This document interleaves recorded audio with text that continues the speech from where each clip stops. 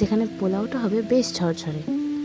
তো এখানে আমি প্রথমে 2 কাপ গোবিন্দভোগ চালকে নুন, হলুদ গুঁড়ো, শাহি গরম মশলা গুঁড়ো আর ঘি দিয়ে মেখে নেব। চালটা ভালো করে ধুয়ে নিতে হবে, তারপরে মাখতে হবে।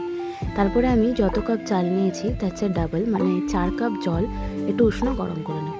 কড়াইতে ঘি আর সাদা তেল দিয়ে কাজু কিশমিশ ভেজে নিতে হবে। আমি সাদা তেল ইউজ করেছি, আপনারা চাইলে সম্পূর্ণ ঘিতেও করতে পারেন। গোটা গরম মশলা ফোড়ন দিয়ে চালটা দিয়ে বেশ কিছুক্ষণ নেড়ে চেড়ে নেব। দেখতে হবে যাতে চাল তলায় না লেগে যায়। তারপরে তাতে অ্যাড করব কাজু কিশমিশ এবং বেশ আরও কিছুক্ষণ নেড়ে চেড়ে তাতে চিনি দেব এবং আগে থেকে তৈরি করে রাখা উষ্ণ গরম জল দিয়ে ঢেকে তৈরি হতে দেব।